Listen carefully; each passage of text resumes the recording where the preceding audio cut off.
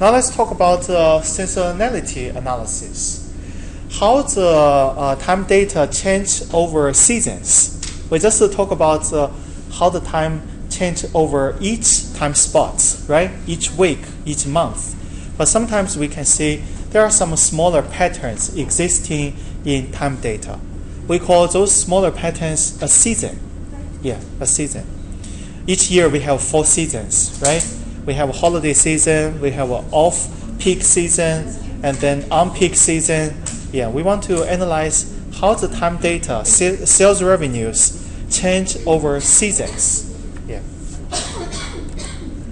If you look at the mathematical equation, you will be completely surprised and lost, right? That's why I want to skip the equation first. Let's take a look at an example. And then when we come back to the equation, you will have a better understanding about the equation. Yeah.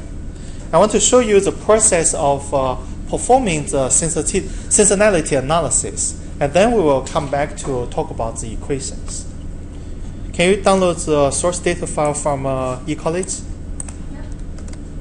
Please download the source data. It's called seasonal data. It's on eCollege.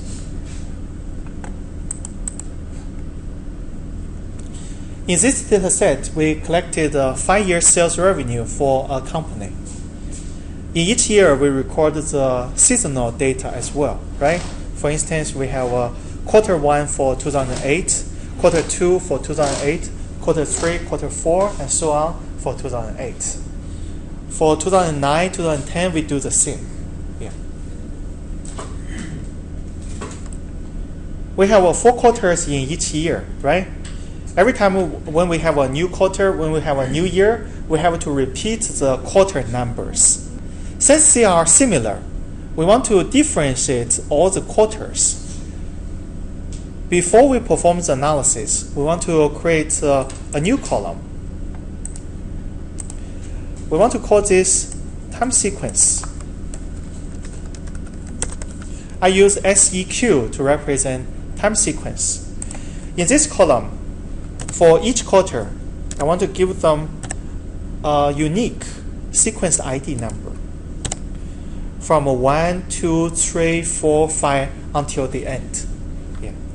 What you can do is to create a 1, 2, 3 first, and then select the first 3 cells, and then drag the autofill button to fill out the rest of the cell. When we perform the seasonality analysis, we want to look at 2 factors. Yeah. Each real cell consists of 2 factors. First, the average cell. That is the base cell without any seasonal influence. Second, we want to look at the seasonal factors. So you use the base cell plus the seasonal factors. That will be the cells for that particular season or quarter, right? Yeah. So we want to separate the real cell into base cell plus seasonal influence. Of course, when we perform seasonality analysis, we want to break down these 2 factors, the base cell plus the seasonal factor. So in cell E2, I want to type in base cell. Let's use base as a short name for this title. Next, in F2, we have a seasonal factor. Let's type in seasonal in F2. And then in G2, we want to predict the forecasted value. So let's type in forecast. The first year is particular because we don't have a historical data to rely on for the first year, right? So this is what we should do for the first year analysis. In E3, we want to type in equal sign, average, and then we want to choose D3 to D6. Why do I want to do this? First quarter of 1 year. Yeah, for the first year, I want to calculate the base sale, right? How to calculate the base sale without considering the seasonal influence? Average the sales in the 4 quarters. That will be the baseline for the first year, right? Yeah. And also, we want to select the D3, D6, and then press F4 button on your keyboard to change the reference to absolute reference. And then press enter. You should get 27.5. 327.5. And then we want to drag the autofill button of E3 to E4, E5, E6. That will be the baseline for the first year. Next, we want to go deeper and find out the seasonal factor for each quarter, right? Yeah. How can we calculate the seasonal influence for each quarter? We use the real sales in each quarter minus the baseline. That will be the seasonal influence, right? Yeah. So in F3, we want to type in equal sign. And then click D3 minus E3. We want to drag the autofill button of F3 to F4, 5, 6. Can we see the seasonal influence? When I'm trying to drag the data and for the base, it changes Yeah. the results. You change your result, right? The reason is in E3, you want to use absolute reference. Let me make it larger. You see? It should be $D, $3. Yeah. The reason is in the first year, we want to use the average as a baseline. We don't have a historical data to rely on. Yeah. And then if you drag the autofill button of E3 to E4, E5, E6, you will get 327.5. Yeah. First year is a special case. Yeah.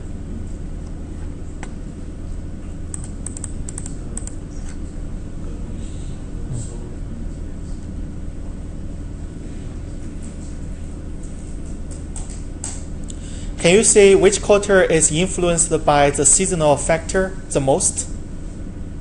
Quarter 3. Yeah. Because quarter 3 is the largest, right? Yeah. Largest seasonal factor.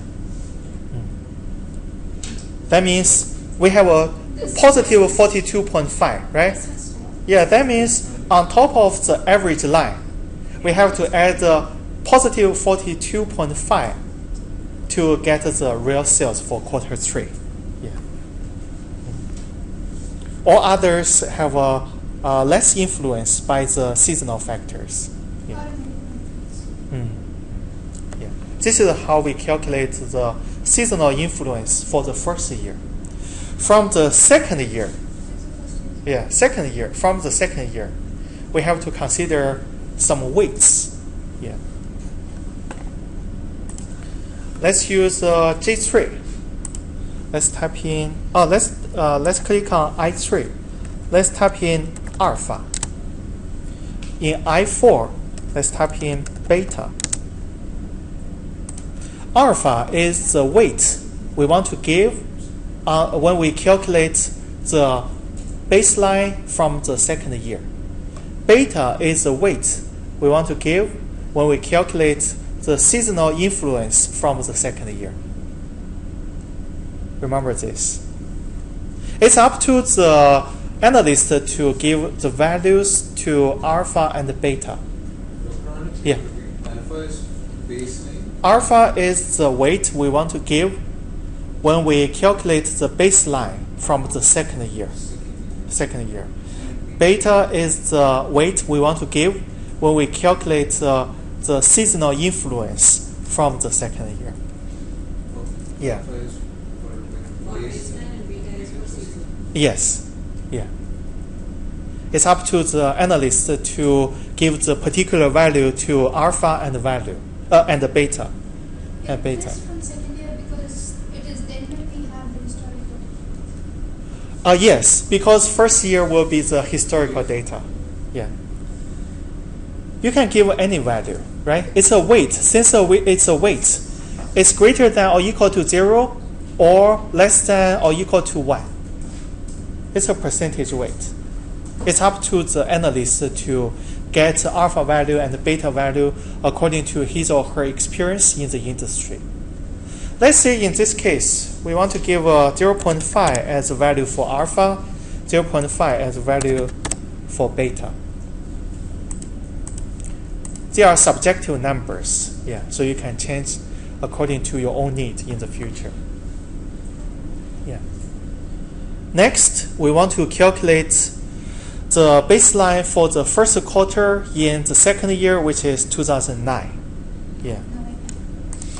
E6 or E7. E7. How can we calculate E7?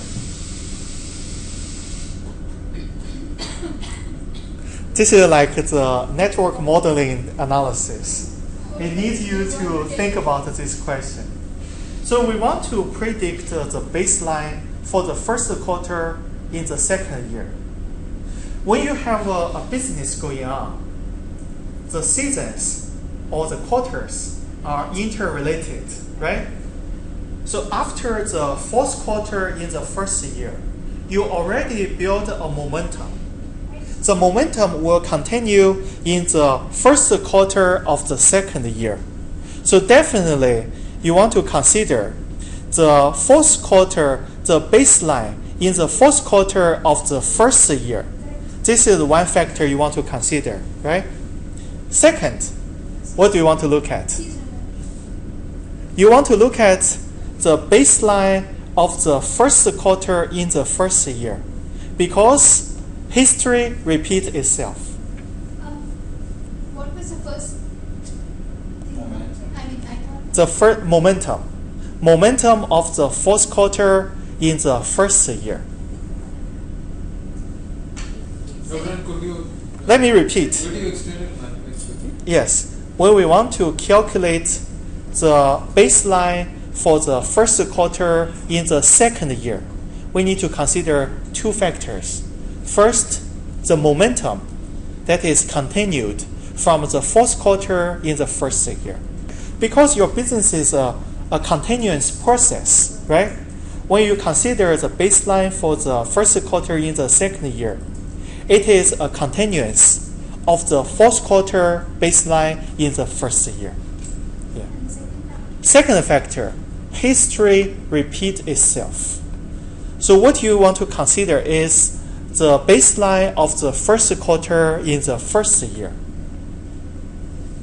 Isn't there, aren't they the same? Because No, they are not the same. should be the same. Let me show you an example. So now we want to calculate the baseline of the first quarter in 2009, right? As I said, we want to consider the momentum from the fourth quarter in the first year.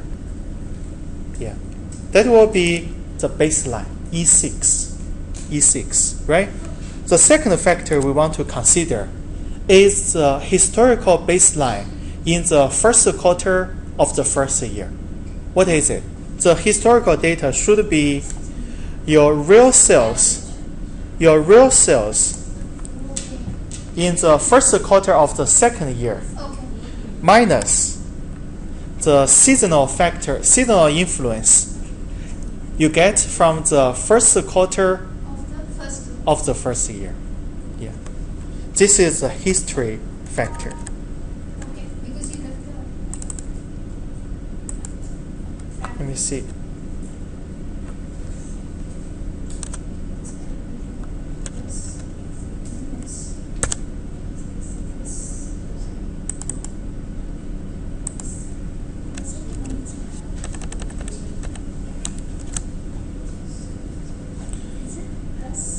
It's a plus, yes. It's from the base. In E7, you should have a E6 plus D7 minus F3. E6 is the momentum continued from the fourth quarter of the first year. Fourth quarter, first. Of the first year, Is yes. it fourth quarter or the first quarter? It's all the same. Fourth quarter of the first year, yes. This is the momentum you received from the previous year. the most recent quarter, right? The second factor you want to consider is the historical baseline. How can you get the historical baseline? You use the real sales in the first quarter of the second year minus the seasonal influence you received from the first quarter in the first year. Yeah. These are the two basic factors you want to consider when you calculate the baseline for the first quarter in the second year. As I said, we give the weight on different values. For weight on the baseline, we use the alpha value. Yeah. When we calculate the baseline for the first quarter of the second year, we want to use E6 to multiply. E6 to multiply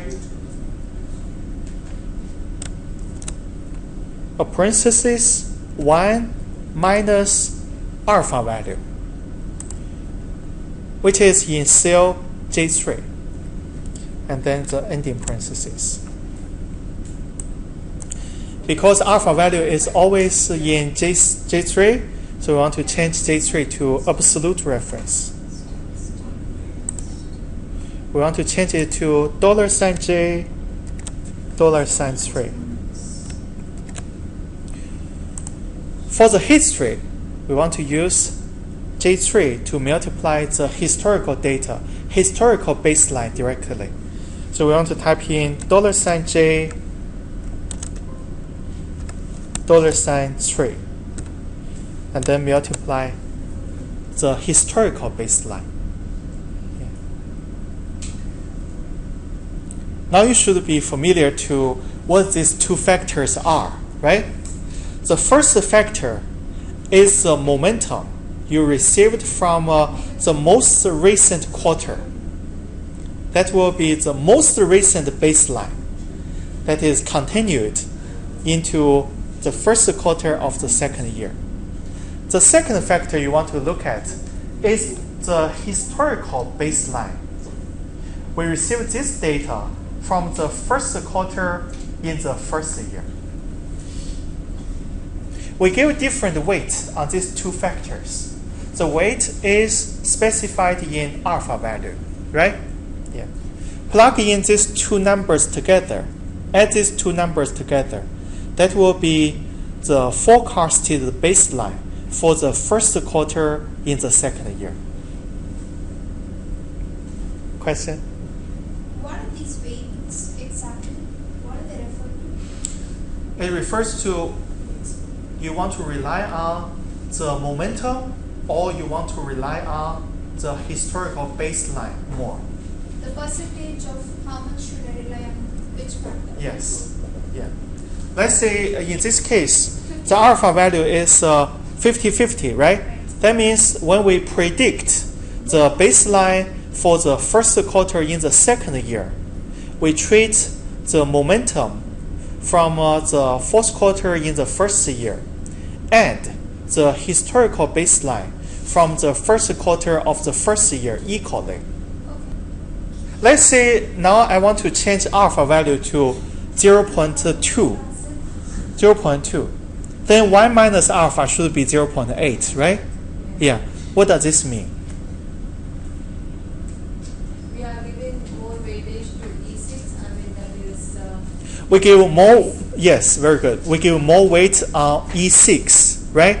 What does this mean further? We are giving more importance to the base. We consider the most recent baseline more when we forecast the baseline for the current quarter. It's going to be the same, isn't it? Because it's 0.5. It depends on what is the alpha value it's going to be. Maybe if it is 0.2, then it makes a difference. Yeah, the alpha value, now we can understand what the alpha value is, right? At the beginning, I just tell everyone we give different weight when we forecast the baseline, right? Now we should understand what the alpha value is. It is the weight we want to give the historical baseline from the previous year. when you forecast the baseline for the current quarter, remember, now we look at the baseline from the second year, right? As I just told everyone, when we calculate the baseline for the first year, it's very easy. We calculate the average of the 4 quarters. That will be the baseline for each quarter in the first year. Yeah. Why? Because we don't have a historical data to rely on when we calculate the baseline for the quarters in the first year, right? However, from the second year, it's different. When we calculate the baseline for each quarter in the second year, we do have 4 quarters in the first year to rely on as a historical data, right? As I said, your company is an ongoing process. When you want to calculate the baseline for the first quarter in the second year, the baseline is a continuance of your fourth quarter baseline in the first year, right? So the first factor you want to consider when you forecast the baseline for the first quarter in the second year should be the fourth quarter baseline in the first year. Yeah, it's a continuance, right? The second factor you want to consider is history repeat itself, right? Let's say in January, most customers have finished shopping right after Christmas and New Year's Day, right? Yeah. They would pay less for shopping in every January. Do you agree? Yeah. They pay less in 2008. They will pay less in 2009 as well because they already established the shopping habits. Yeah. So when we forecast the baseline for the first quarter in the second year, we want to consider the historical baseline in the first quarter of the previous year. Yeah, of the first year. Yeah. That's why we want to consider the historical baseline. How can we consider the historical baseline? We use the real sales in the first quarter of the second year minus or plus the seasonal influence we received here, 2.5, right? Yeah. This is how we integrate historical baseline into our analysis. Yeah. Now you get it? Very good. Let's press enter. Also, we can drag the autofill button of E7 to E8 to the end. Now we need to look at the seasonal influence from the second year, right? Second year. This is what we want to do. As I just mentioned, we have to consider the historical seasonal influence and the most recent seasonal influence. So we also have 2 factors when we predict the seasonal influence from the second year, right? Yeah. Here we have equal sign. D7 minus E7. And then out of the ending parentheses, you type in a plus sign. Plus what? Historical seasonal influence, right? What is the cell? F3, right? Yeah. This is the historical first quarter seasonal influence. Yeah. We have 2 factors. We also want to give a different weight, right? Different weight. The weight is the beta value. Yeah. It shows the weight. Which factor we want to rely on more when we predict or forecast the current seasonal influence. The weight we want to give is the beta value, right? But which one should be beta? Which one should be 1 minus beta? In this case, any of it? No. No, the first Beta- one should be 1 minus beta. And Beta- the second one should be No, beta. The first one should be beta. The second one should be 1 minus beta. Beta is always in J4, right? So let's type in $J, $4, and then in front of F3, you want to type in parentheses 1 minus $J $4.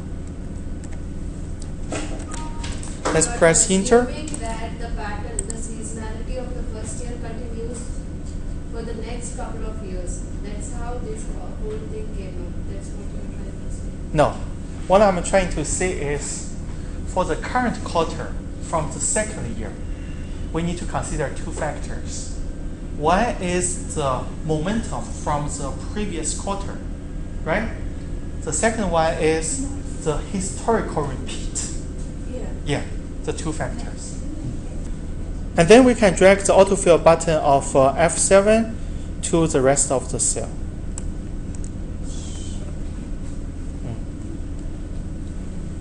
Also, we can change the decimal points, right? Let's select E7 to F26. Let's reduce the decimal points. Now we have analyzed the baseline, we have analyzed the seasonal factor. From the current data set, I believe everyone can get two collections of information. What are they? What are the two collections of information you can get? Seasonal influence, very good. Which quarter sales revenue is influenced by the seasonal influence the most, right? Yeah. As you can see, the third quarter in each year is always influenced by the seasonal seasonal factor the most. Yeah. Yeah. Yeah. Third quarter. Yeah. It's always the third quarter, right? Yeah. As you can see. That's what I mean. History repeats itself. Yeah. Third quarter. Then if you work for this company, you want to look at the third quarter factors. Why we always have why our sales revenue is influenced by the seasonal factors the most every third quarter. Why? This is the managerial question you want to look at, right? You can either do a survey among your customers or organize some meeting with the customers. Let them tell you why. From the business analytics perspective, we must stop here, right? Because this is what the data tells us. And also, we already forecasted the seasonal influence. Yeah. The next step is to take the managerial action. Yeah, to understand why always the sales revenue is always influenced by the seasonal factor the most every third quarter. Why? Yeah. Third quarter means between which months? November, July, August. No, third quarter means the third season, which is July, August, September. Yes, yeah, that is the third quarter. Influenced by the seasonal factor the most doesn't mean you get the most sales revenue every third quarter. Those are different concepts, right? Influenced by the seasonal factors the most every third quarter. That means your sales during third quarter is very vulnerable to the seasonal factor. Every third quarter you have a pattern. Every third quarter. It doesn't mean you will get the most sales revenue every third quarter. It just means that your sales revenue is very sensitive to the seasonal influence every third quarter. Yeah. That's why you want to organize some meeting or do some survey to figure out what factors are the seasonal influence. Yeah. Okay, so now it's manager's responsibility to The managers, yeah. what are the seasonal influences? Yes, yeah. The marketing manager's responsibility. Yeah. It doesn't mean you get the most sales, right? It just means the sales revenue is influenced by the seasonal factors the most. Yeah. So you want to differentiate these two factors. Yeah. The second collection of information, we almost done. The second collection of information we can get is the forecasted value. Yeah. How can we forecast? Let's say we want to get the predicted sales for the first quarter in 2009, what should we do? Obviously, we need to use the forecasted baseline, right? The forecasted baseline, which is E6 plus F3, the historical data. That is the forecasted sales revenue for the first quarter in 2009. And then we want to drag the autofill button to the end. And then change the decimal point. We want to round it to one position after the decimal point.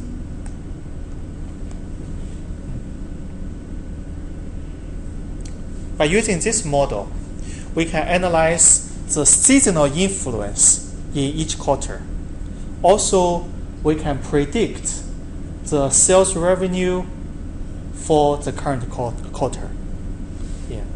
Of course, you can use MSE, MAE, MAPE to measure the accuracy. Yeah. I will not repeat here. Seasonality is some hidden factors.